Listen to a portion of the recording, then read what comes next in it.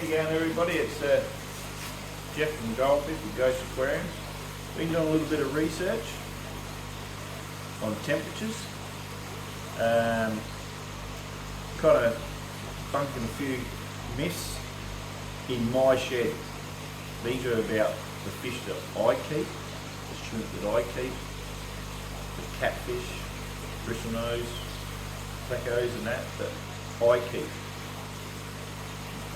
You do you. As you've known by a few of my videos, I'm all for people doing what's best for them. Just because I tell you today what I do may not be the same in your region. And I breed for profit, so I try to keep the cost down. Those who've seen some of my other videos know that I run by solar panel, battery banks, and that which keeps all the air pumps and water pumps going. Now, sorry for the cat knocking the camera. I can't run heaters from battery banks because that'll just destroy the battery banks. There's too much load on them. So I keep the heaters I use to a minimum. I don't have them at real high temperatures. I have them that keep the fish that 100% need heaters happy. What I want to do is talk about a few fish. Now what I did do, I've done a bit of research here before we start on what the internet says. Now this is a bit of an overview, as in some things on the internet, there was 10 different bloody things with 10 different temperatures, so I kind of got the feel of what I thought was right.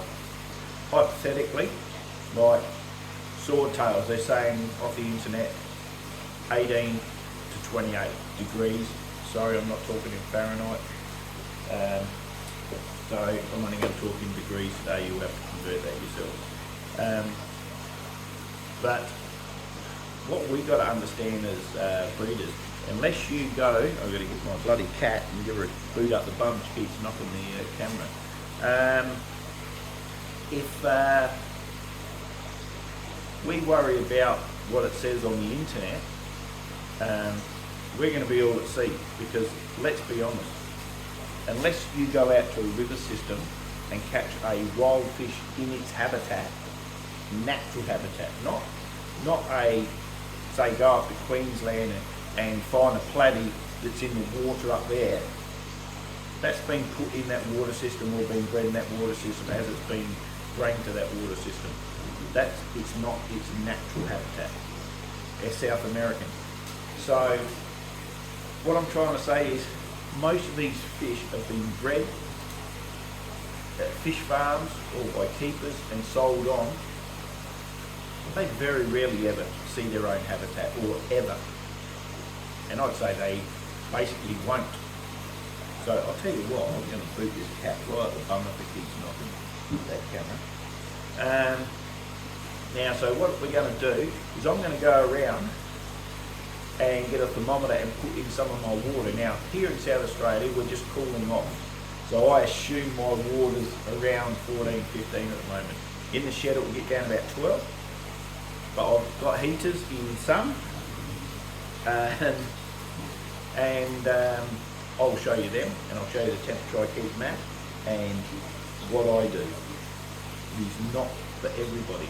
They say hypothetically in Australia, if you're in Queensland, half the time they don't need heaters, especially the higher part. Get up to Cannings, Toowoomba area, you know, up there, and they don't got to worry about it. But here we do, certain fish. So what we're going to do is I'm going to have a little walk around and talk at different varieties that I have and the way I do it. Now there is a few species that I do have that haven't done a winter yet here, so I'm going to trial a few things out this year. If I feel like the fish are getting stressed, I'll pop a heater in with them. So without further ado, I'm going to grab that camera and we're going to go for a little bit of a walk and have a look. So for starters, I will get my trusty little thermometer here.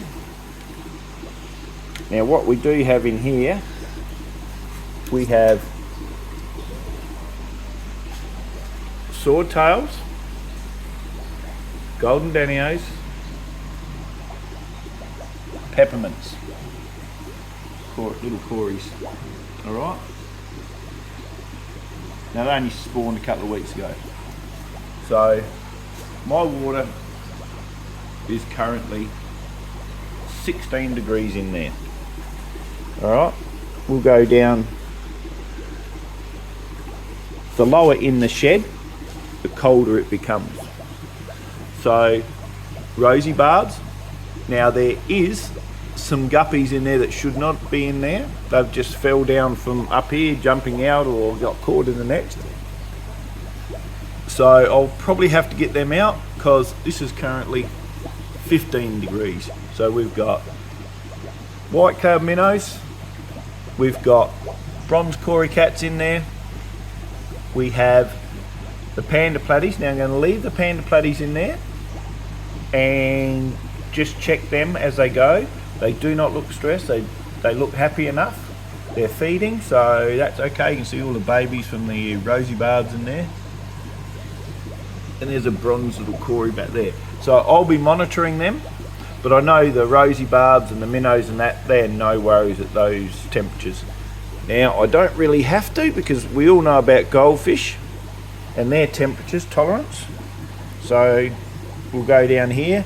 In here are ranchu, and we are looking at 15 degrees. Alright, so now we have swordtails, koi, and we have golden white clouds, and we have a large colony of yellow shrimp. Now I'm not going to talk about the shrimp and the temperature quite yet, because I'm going to get onto that shortly. Now 15 degrees. So there's a platy that's dropped down out of the muscales, I think. So we'll go on to here. Now probably really don't need to put the thermometer on these, because these actually just have a heater in them. So we've got green emerald muscal in here, and there's a beta in there, a female. So we're looking at say 22 degrees. Peppermint plecos, bristlenose, and my colony, big colony of blue muscal. Absolutely breeding well. They're really good at not predating on their babies, and they're just getting more and more. I keep selling them, but yeah. So we're looking at 23 degrees. Alright, so we have a nice colony of 24 carrots, and these are going along nicely. We do have lemon longfins. I do have a dead one there, but that's nothing to do with the temperature.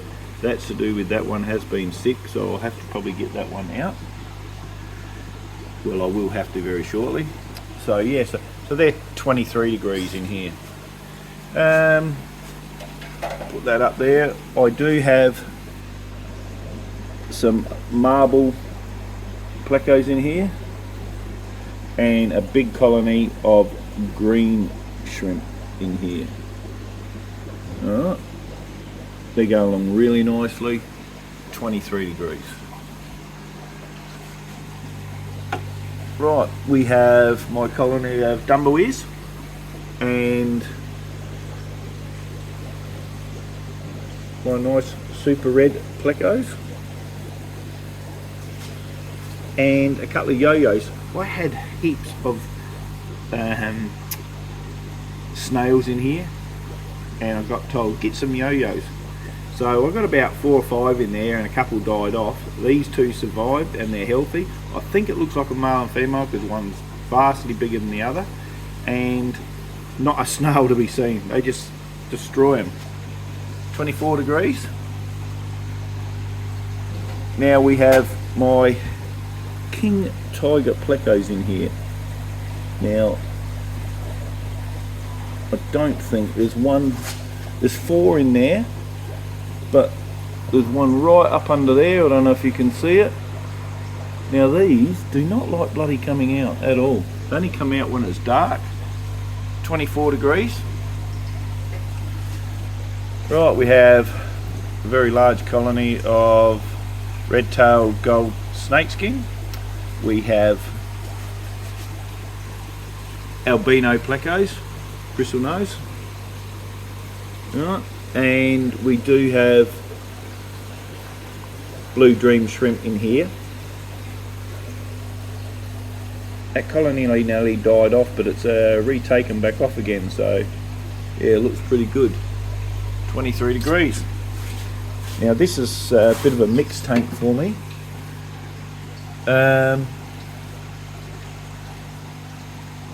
And we have angelfish in here. We have the sunset variatus. We have Adelphii, or however you want to pronounce it.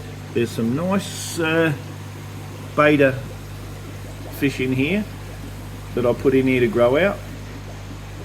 Some nice ones, but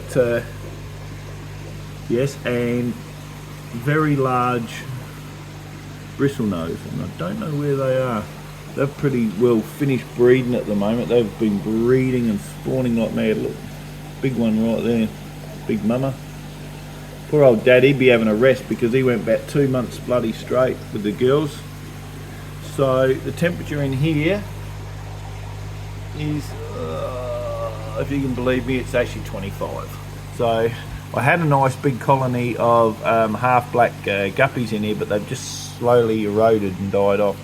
Whether something's predating on them, I don't know, but I'm not too fussed about that. That's fine. Now we have a colony of pandas, and they are fine in there. Crimson rainbows. Oh no, there's me crimson rainbow, sorry. There's me female gudgeon.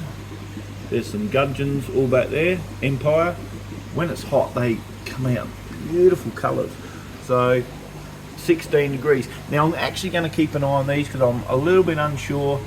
I got told pandas. I could go back to my little book there. It actually did say pandas, I believe, were only supposed to be between 22 and 25. So, and they're 16 degrees and they are absolutely fine here. Now, what I will do, I'm going to keep monitoring them, and if I have to put a heater in there, I don't want to kill anything either. But I do try to explore keeping the temperatures down for the cost reasons. Now if we come across here, now I have got baby bristlenose plecos in here. They're everywhere. Now I'll show you the temperature. 14 degrees. Now I will show you a big grow out tank in a minute. They are not going to stay at that temperature because they'll survive at that temperature, but they're just not going to grow. They'll grow really, really slowly. Right. They'll be taken to a 4-foot tank, which I'll show you in a minute. Now we have 15 degrees. These are Tiger Medaka. Once again, they don't need a heater. They'll go down. They'll go out in a pond with goldfish. Cold. Some people report they even break some ice and still find them under there. Now this is, I might come back to these in a minute, the shrimp, but really don't need to show you this, but I will. These are my breeding Blackmores. It's only 14 degrees. As we know, goldfish do not need heaters at all. I'll tell you people, all you're doing is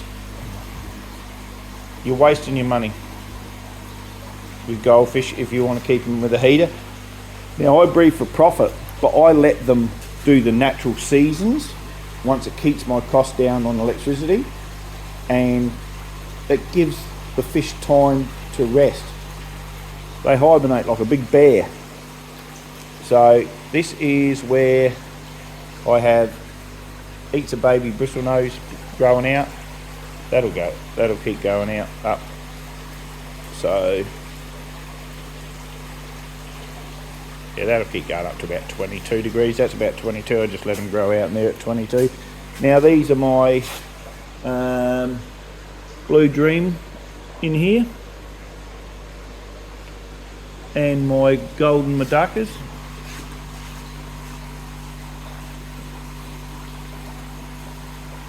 $15 degrees. So I don't need to show you that because I assume that'll be the same, 15 degrees. These are my Platinum Madakas and my Black Cherries.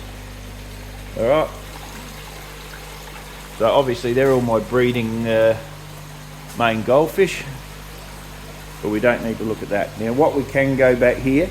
Now I did have a little look online, and a lot of people say you got your Caridina and your Neocaridina, like your cherry shrimps, you can have down to, they say, 15 degrees. I guarantee that all mine, other than say the ones that are lucky, I suppose, to be in heaters, they're not. That'll go down to about 12 degrees, the yellows, and they've got a big colony in there that bred up. These all, as you see, no heaters in any of them. So we've got crystal blacks. Now my crystal blacks, there's a little tiny babies there. There's the adults. Oh, there's a little shrimplet there. 15 degrees, and that's Caridina or Neocaridina. It doesn't matter. I don't know if you can see all the orange-eyed blue tigers. Same thing, they're everywhere. Down here we have fire reds, oranges, tangerine tigers. So, as I said, most of these things that are written in textbooks is because they're telling you what in nature, when they're caught, this is what they're supposed to be. But most things, once they're brought home and once they're bred, it totally changes. And I always find if you want to acclimate something like your swordtails, if you get a new lot of swordtails and you get them in summer and you let them breed right over summer, those adults mightn't last outside, but their babies will be hardened and will. Alright, that's a little bit of an overview on temperatures and what temperatures I keep my stuff at. Everybody is different. Last week or so I've been getting heaps of comments and heaps of people saying you shouldn't do this and you shouldn't do that. Do what's right for you. Please look after your fish too. Don't just, if they need heaters, for God's sake, give them heaters. If they don't. Alright, so this is actually, just before I go, I'm actually thinking about doing a video next week on homemade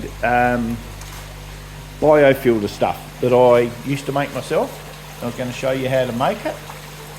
So it makes it cheaper and it's very successful, and it's been in my big biofilter over there for about 4 or 5 years.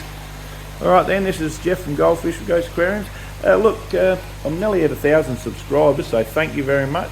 So if you can all subscribe, if you're not, share, like, hit the notification bell, and I will see you next week.